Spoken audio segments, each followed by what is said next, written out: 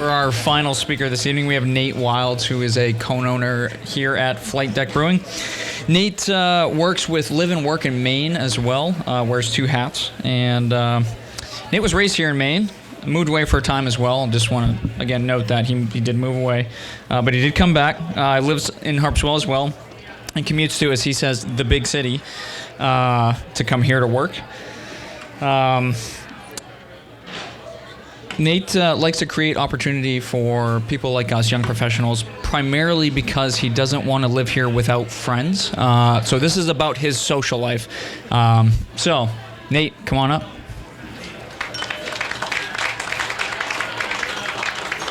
Is that your way of saying you're my friend? Yeah. Thanks, Matt. Hi, everybody. So, quick show of hands. So how many people are from Maine and have lived in Maine their entire life? Wow. Show them high. Nice.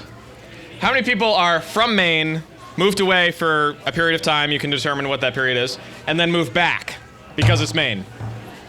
Nice. That's me. How many people didn't grow up in Maine and relocated here for something subjective? In other words, quality of life, love, or stupid chance? Yeah, put the hand up, Paul. Nice. Love it. How many people are here and don't want to be?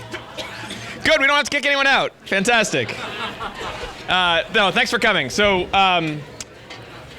real quick, Matt mentioned my other hat. So Live and Work in Maine is a statewide initiative founded about a year and a half ago now. It's a private sector-based organization designed to market and brand the state as a career destination. So our job is to help make, although we haven't had to do anything for Paul, it sounds like, but make employers' lives easier when it comes to workforce attraction. So the state has an Office of Tourism spends about $15 to $20 million a year marketing the state as vacation land, encouraging people to come and then leave again so they can come back. There's an actual incentive in the state statute to get people to go away so they can come back again. So our job is to do the opposite. Get them here and then keep them here. Or at least when they leave, have them understand that there is opportunity here if they want to come back full time. So the reason that that's important to do is because we're a state of 1.3 million people and we have 36 million people visit our state every year. You do the math. I mean, it's really not that hard. We have to get in front of a 0.0-something% of people and convince them that this is a great place to be, which they already know because they're vacationing here. We just have to show them that the weekend they're here is not just some special weekend that everybody in Maine goes out of their way to make sure it's really nice. It's just our quality of life every weekend. So with that in mind, Flight Deck sort of originated out of that impetus. I won't rehash these. I will add a little disclaimer onto Jamie's version of the story. When she said that we went to live in Harpswell, in her family home. It was supposed to be for like 4 weeks because I had just gotten done with a political campaign. If anybody's ever worked on a political campaign that lost, you know, there's a version of PTSD in there somewhere. And so we just wanted to go where no one would find us. And so we went to Harpswell. And we got here and we realized that we were about 40 years younger than the average age in the town. And thus we would never stay. And then, of course, 3 weeks later, we realized, oh, wait, this is paradise. And there's a reason that people want to retire here.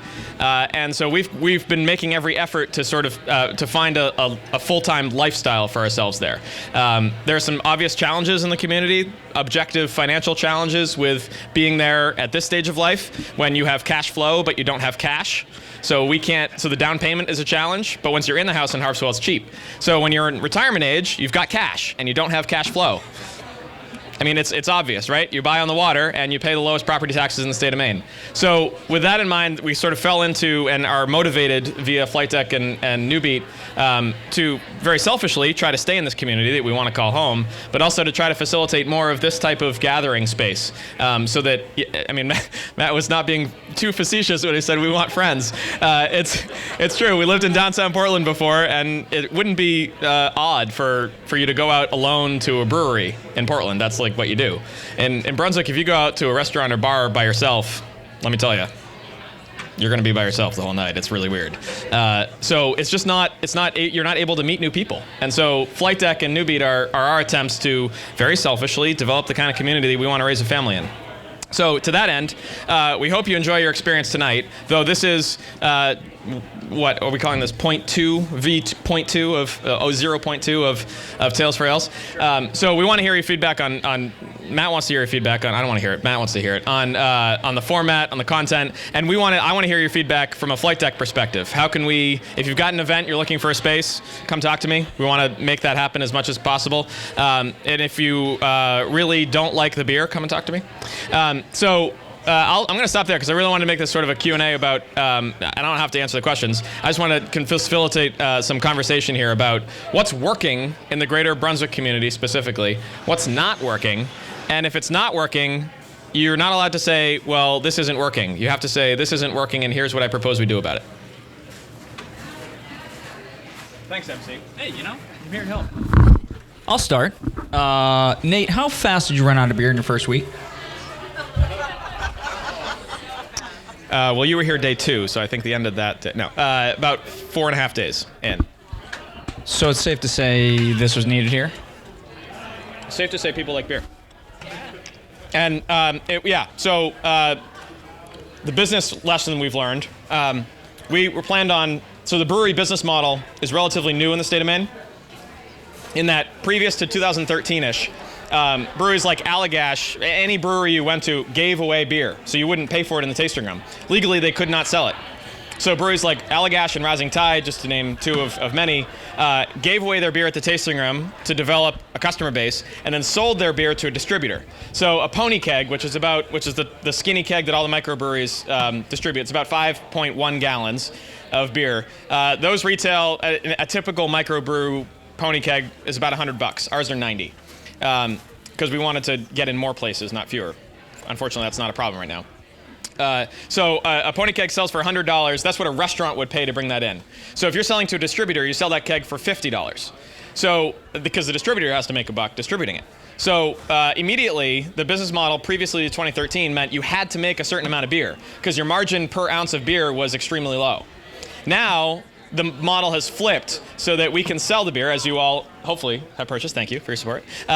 We can sell beer directly as the brewery. So we are, from a state perspective, we're licensed closer to a sneaker manufacturer that happens to have alcohol on site than we are to a restaurant or brew pub.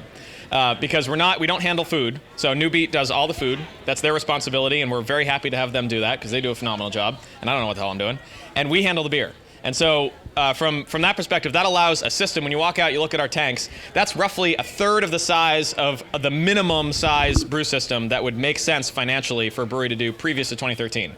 So you say, oh, wow, Flight Deck must be making gobs of money. No, it just means that we're able to afford to make less beer, essentially what that means. So our model has now changed from 50-50, 50% selling here, 50% distribution, to 98.9%, literally, beer sold on site, and the rest fits in the back of my golf station wagon to distribute around in Harpswell and Brunswick. And that means we can focus on quality. That means we can focus on different stuff and get people here. Because again, selfishly, it's not just about extending the brewery brand down to Portland and get to the people who are coming to Kennebunk. We want to have some taps in Kennebunk and Portland so that people see Flight Deck and say, oh, what's that? They Google us. They come to Brunswick. They come here for a pint. They wander off to New Beat for a beer. They see that Wayfair's hiring. They want to check out the great downtown, the top 20 in America, I heard recently. No, it's Rockland. Whatever. It's a great downtown. And they see the affordable homes that are in the area relative to Portland. Paul, you didn't mention that for what you were paying for a home, and I don't know what you were paying. I have no details of your financial life, but I know for a fact that whatever you're paying in Boston, you could probably buy 10 of those in Maine, size-wise. So there's a great opportunity. We don't have to try hard to market the place. So we're trying to lure people to us. And we sort of stumbled into that. We wanted that to be the case. We didn't plan on that, but that situation has approached us. You're really holding that mic well. Hey, thanks. Thanks. Yeah, I'm here to help. Yeah. Who has questions?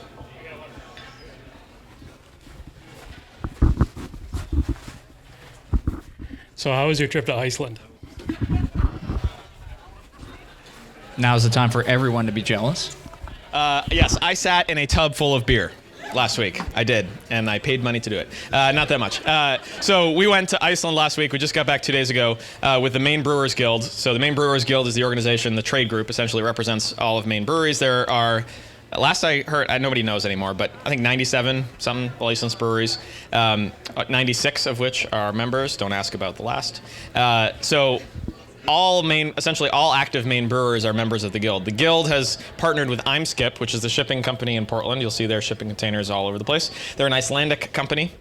Their job is to move goods from point A to point B. And they are very good at that. So the guild partnered with Imeskip and took a shipping container. They're called reefer trailers. Don't ask me why. I've been meaning to ask somebody why they're called reefer trailers. I'm sure there's a good story behind that somewhere. Which is it looks like a standard metal shipping container, but it has refrigeration in it. So it's insulated and it's cool. So it's moving produce, it's moving beer all around the world. And so we took one of those and they added just about 100 taps onto the outside. So yes, ladies and gentlemen, the Maine Brewers Guild is the proud owner of the world's largest kegerator. So coined the Maine beer box because we don't have to try hard to brand that kind of thing. So all those taps, you can fit all kinds of kegs. They outfitted the whole thing, so it literally is a huge kegerator. It's a masterwork of engineering, and a lot of Maine companies and partners contributed to making that happen. And so it was a great example in itself of collaboration in the Maine brewing industry. We took that box, we filled it up with Maine beer. 53 Maine breweries contributed donated beer. So at our cost, we made the beer and we paid the exorbitant Icelandic import tax. One keg of, I'm willing to share with some groups, one keg of Sub Hunter, embarrassingly. So Sub Hunter is what we were enjoying, 9.1%. Surprise, it's dangerously drinkable. So Sub Hunter, they tax based on alcohol because beer was banned in Iceland until 1989, and it's dark for half the year. So the government's very concerned with depression, so they tax based on alcohol. One keg of Sub Hunter, guesses on the tax. Throw out a number. 20%, 100%. So a keg of Sub Hunter, a 6-barrel goes for roughly $240. Retail. That's retail. That's what you sell a half barrel for, and that's standard market rate for microbeer. The tax we paid is closer to $800 for one keg of beer. So when you go to Iceland, you pay $15 US for a beer. You also everybody makes 6 figures US dollar in Iceland. So everything's higher, right? But for us, it was an extremely expensive trip. We only sent 2 kegs of beer. One was Sub Hunter, one was another one. So it was an expensive proposition for us as a startup brewery with zero cash in the bank and just cash flow. But the opportunity was to have some fabulous law firms, Farrell Dana, which is here tonight, thank you, help with some incredibly not simple export documentation and related paperwork to get us set up for future export opportunities. So now, if and when we ever have enough beer and time and capacity to want to develop sales markets out overseas, we've put our toe in the water. And so it was a really inexpensive way to do that. We also went over with roughly a few dozen people and we hosted about 6 Icelandic breweries for Iceland's largest beer festival ever. We sold 1,200 tickets up to that day, which was about twice the number that we had originally hoped for, and then twice that actually showed up. So they had to figure out how to sell that many tickets at the door. Ran out of wristbands. It was unbelievable. And so they calculated quite literally that just under 1% of Iceland's population showed up. Because Iceland has a population about what is Greater Portland. It's very small. So 1% of Iceland drank Maine beer last Saturday.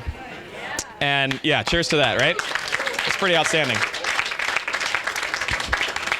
And so that's the opportunity that Maine has to leverage. It's not just the brewing community, it's the Maine brand that goes elsewhere. And we did not experience one Icelander who came up and said, I've heard of X brewery, I want their beer. Everyone had heard of Maine beer. Now, to be fair, Maine Beer Company has a little bit of an advantage because I want Maine beer. We have to ask, well, hold on a sec, what are you talking about? But no, truthfully, no one asked for Bissell Brothers. No one asked for Flight Deck. No one asked for Maine Beer Company by name. They asked, they came by style, and they knew that Maine beer had a good reputation. So that's a product opportunity, but the Maine brand came along with that because, of course, we are, whether we like it or not, ambassadors for what Maine represents and the lifestyle and the quality of life that people like Paul like to experience, and Paul's employees on a regular basis, but not too regular, don't worry. But very regular, thank you. Who else has a question? Yeah, if you go on, so we'll share the photos are being uploaded in the next couple days, but if you go on our Facebook page, we've shared the most recent photos. The beer was organized along the coast of Maine. So if you look at the Maine beer box, on the left-hand side was Kittery. I think not Barreled Souls. Somebody who was Tributary, thank you, is the southernmost brewery in Maine. And then all the way up, and the last brewery was not Lubeck because they weren't represented. It was I can't remember. But we were, so it was Flight Deck, we had 2 taps, and then we skipped a few people on the coast up to Marshall Wharf Brewing Company. Three Tides up in Belfast. And so we had a great representation along the coast of Maine, and that was part of the shtick was when you come to Maine, you don't just go to Hannaford to buy your beer. In fact, please don't go to, sorry, I like Hannaford, but don't go to Hannaford. I mean, for God's sakes, why would you buy a can of Rising Tide in Hannaford that's been 6 months old by the time it gets to the shelf and go to their tasting room and buy it that was a day old? So the experience, the Maine Beer Trail, if no one has a map, we've got we had a bunch, they keep running out, but at our bar, it's a pamphlet, you fold it out, and it's a literal trail. It recommends the order in which to proceed to all the breweries in Maine. When you go to the brewery, just get somebody at the bar to initial it, and based on how many you go to, you get free swag, which is pretty fun. They're actually really good t-shirts. It is. So it's the experience, and that's what Maine can offer. And of course, we get that every day of the week, so we have to sort of walk out of our normal, we have to walk outside of our normal life and sort of acknowledge what we have, which is something that people pay a lot of money and come many miles to experience. And we're pretty fortunate to have it every day. And that's part of your income as Live and Work in Maine hat. So, right? So people say, oh, but I can make more money in Boston. Well, yeah, but you can pay 500 square foot apartment for what you could buy for a 5,000 square foot farmhouse here in Maine. And it's all about what you consider important. And so if you consider lifestyle important, which if you're a human being, hopefully you do, then Maine has a really compelling case to be made about that lifestyle, and that has financial value. You can't buy, in Boston, no matter how much money you make, you cannot buy access to the ski mountains and the beach, as Paul referenced. You cannot buy quick access to the Maine Beer Trail. You cannot buy lunch meetings at Flight Deck, though we could partner with the Jetport and do that, I bet.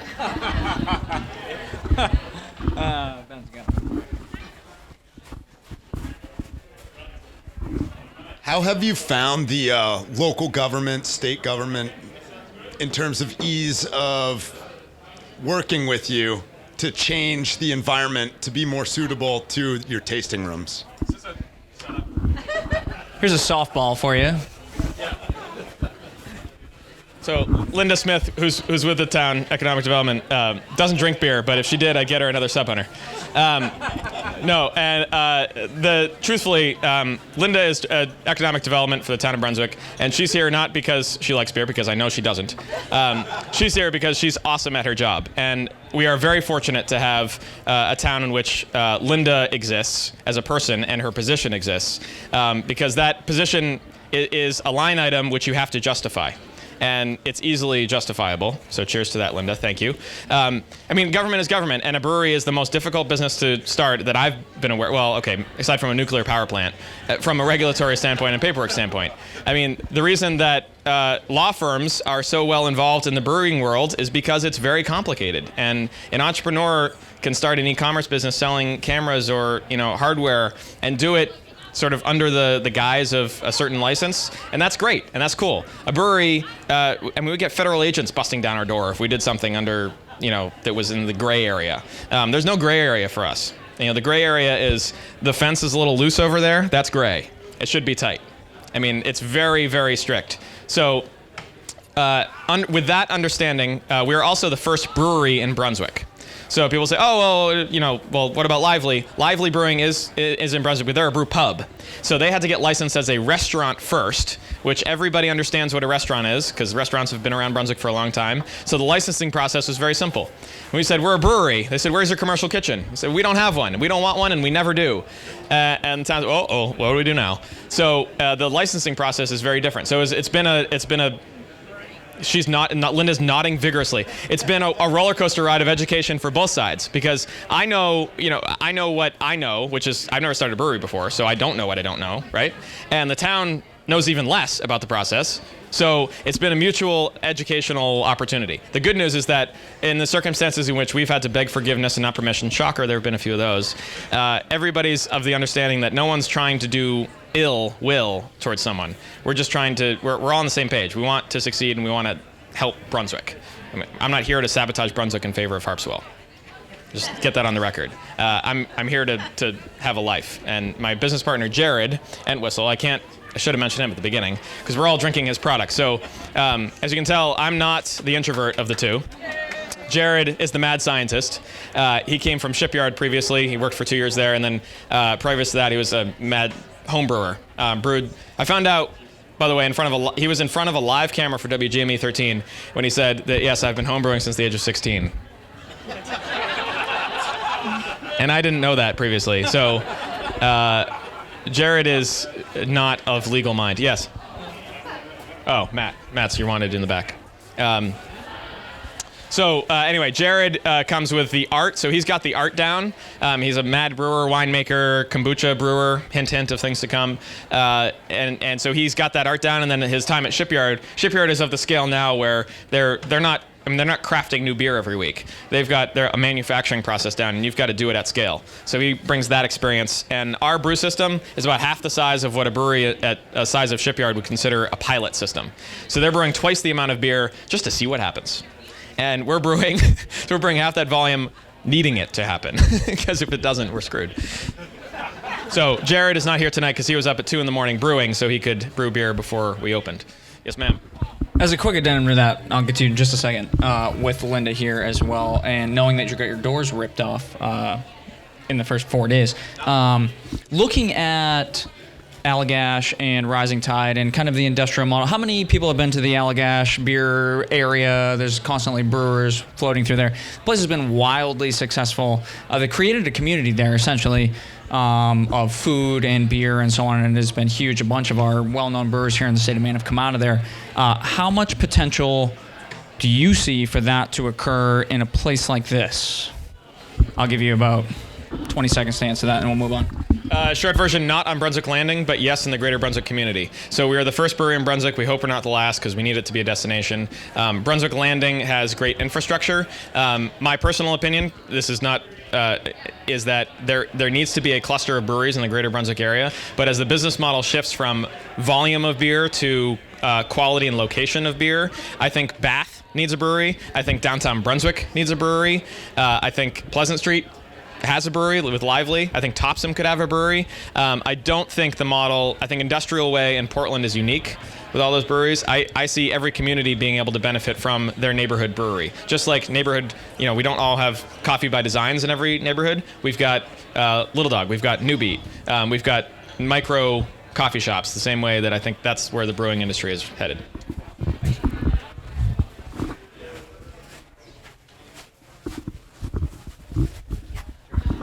Nate, are you using locally sourced and grown hops? And if so, can you speak to the collaboration and what that means for the agricultural industry in Maine? Yep. And anything locally sourced for that matter. Blue Ox, anybody related to that? If only someone growing hops was here tonight. Oh, weird. Oh, that's so weird. Hey, can we have some yet? Nick, why don't you do a quick intro of what you're doing?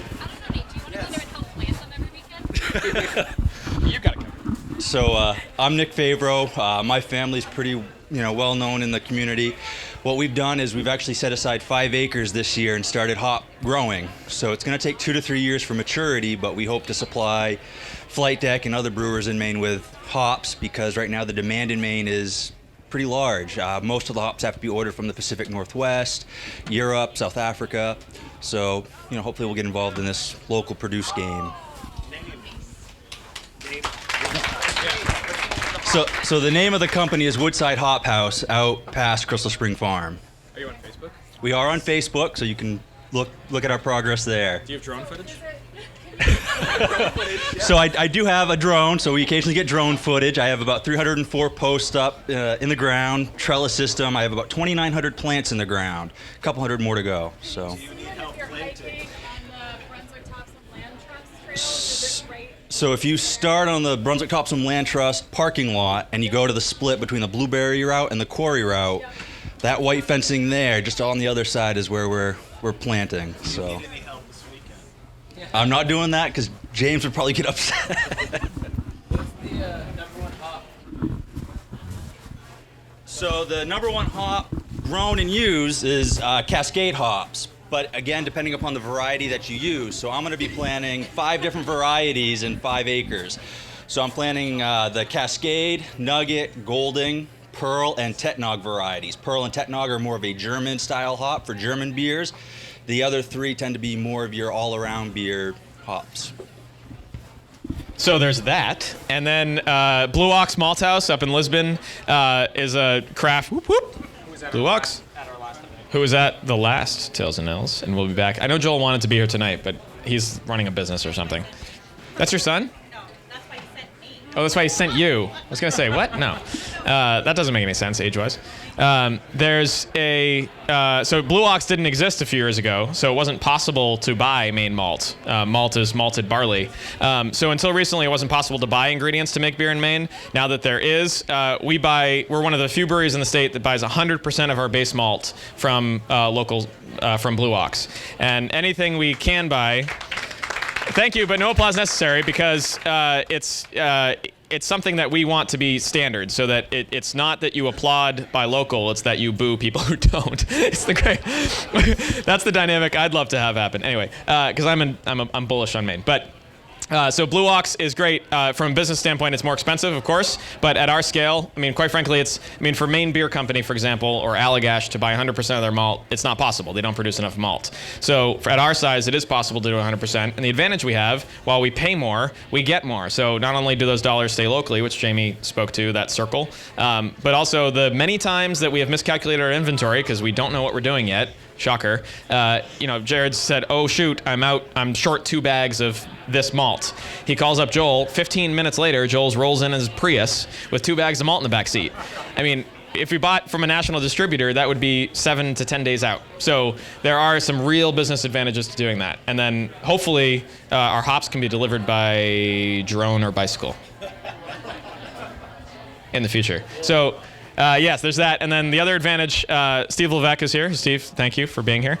Steve is, director of Mira? Yeah, okay. It's not that, but he's just nodding to get me to move on. Steve's in charge of the Midcoast Regional Redevelopment Authority, which is the quasi-municipality who manages the landing and the redevelopment. Clearly has done a great job. One of the advantages of being on an old military base, which had its own electric grid, Mira decided to keep it that way. So while we buy some electricity from the main grid, CMP, a lot of electricity is produced on site. There's an anaerobic biodigester. If you drive out the back entrance, it's a big dome-like green structure. It takes raw sewage from Brunswick and creates methane and powers up a turbine and creates about, just under a megawatt of electricity. Is that right? And then there's some exciting solar plans in the work for a lot of electricity. And so there's a lot of on-site generation happening. And whatever isn't generated on-site is offset with credits. He's going to shake his head when I misspeak, which means that 100% of the electricity consumed on Brunswick Landing is green, is renewable. So when we turn on these LED bulbs up here, they're all green. But we also have one of the few 100% electric brew systems in the Northeast. Mass Landing, is somebody from Mass Landing? Is Kelly still here? Kelly left. So Kelly and her husband Ian, some of the co-owners of Mass Landing down in Westbrook, they just bought the same system we have. So an electric brew system has 2 advantages. One is precision. So when you use steam or natural gas, you've got residual heat and it's hard to get the temperature exactly right. You can do it, but with electricity, it's on or off, just like your stovetop. And so that's one advantage. The other advantage for us is that the electricity is as green as your source. So for us, it's 100% renewable. And so to date, we haven't been able to find another brewery. We're not claiming it because we don't want to be outrageous, but we haven't found another brewery that's making its beer directly with 100% renewable energy, which we didn't intend to happen at the beginning, frankly, but we're glad that it's happened that way. And so our struggle now is going to be able to make more beer, figure out a way to make more beer from that electric system. So that's the buy local advantage. The good news is we haven't had to try very hard to do that. So I'll end on that note. Buying local is not difficult.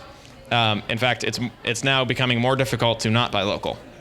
If you start with running your business well and efficiently, you'll end up buying local, whether you like to or not. We have time for one more. I can't believe I haven't asked you this before, but how did you end up here? Was it just sort of serendipitous? Were you looking to be on the landing? How did you end up where you are? Saw a shooting range and thought, oh, what a perfect brewery. We were over at New Beat. New Beat was running. We saw the opportunity for landing. We were very selfishly shopping around to other breweries, trying to get them to expand a tasting room or an operation to the landing or consider this area. Because again, very selfishly, we were kind of sick and tired of not having the social scene that we had down in Portland. And we wanted more casual gathering space that wasn't on a mountain. Though hiking is great with friends, you can't run into people that you don't know. And so most other breweries in the state weren't prepared to do that for miscellaneous reasons. And so I happened to meet Jared because, of course, nobody would pay money for the beer I make. I do homebrew, but people drink it out of respect for because they're my relatives and not because they think it's worth money. I'm sure you'd drink it, Art, though, right? Good friend. Yeah, you would. So I met Jared, who had the skills. We knew we had good relationships with Steve and Mira, and we had a great relationship with our landlord, Tom Wright, formerly of Wright Ryan Construction Group. So he knows how to build a building. And Tom is still working on that building over there, which was the former, what was that? The IT center, and then previous to that, the bomb loading bay. Is that right? No.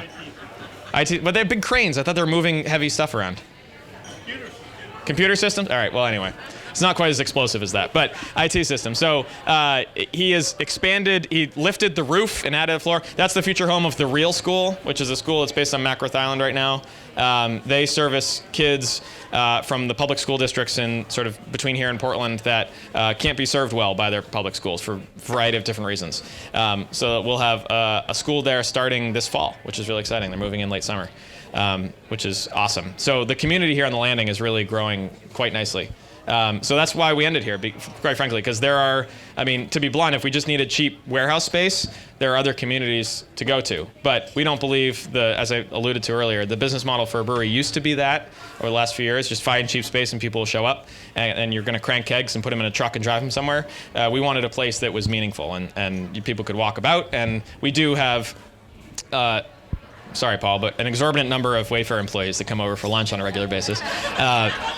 And they don't drive, they walk. Even in the winter and the fall and on rainy days, they walk because it's more of a pain to get in your car and drive over. And that's exactly the type of community that we want to help support here because that's the place that we want to grow.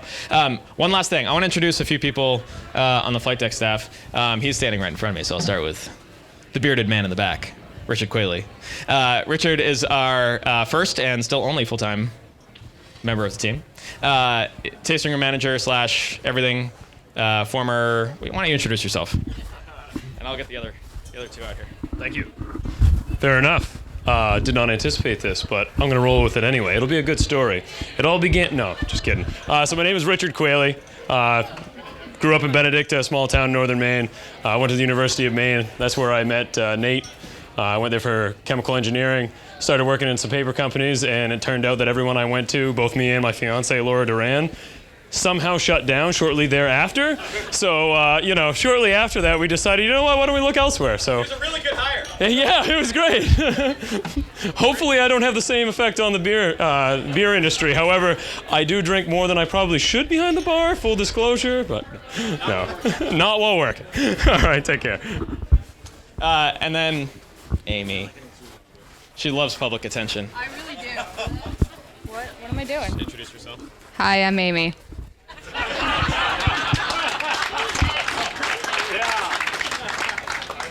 Swap her there. And Marianne will come out in a minute. So we have, 12 people on the team total? Something like that? Ish. Very, very lucky to start with, and 2 other people. I can't forget, last but least. My father, Bruce, and my mother, Nancy. Beer serving and food serving extraordinaire tonight. So we're very fortunate to be surrounded by people we know and love and are somewhat related to or have a long-standing relationship with. Because this is not, as Paul, we're fortunate to start with family rather than having to try to build a family at the business. Now we're sort of busting at the seams in that we're trying to figure out how to take the family that we had and add more people to that family, adopt some people in, and anybody who's adopted before, let us know. We'd love to get some feedback. Great. How about a huge round of applause for these guys?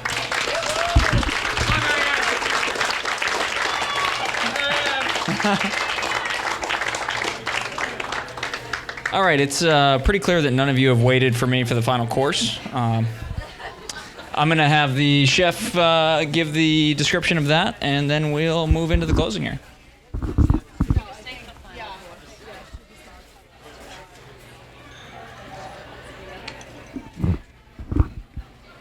Hello. So the final course you had was to go with the hibiscus beer, which I personally love. It's light, it's exotic, it's kind of fruity, and it has a really great zing to it. So we paired it with a key lime cheesecake, which just a very simple cream on top, some fresh flowers, and I made a hibiscus reduction to go on top. I hope you enjoyed it.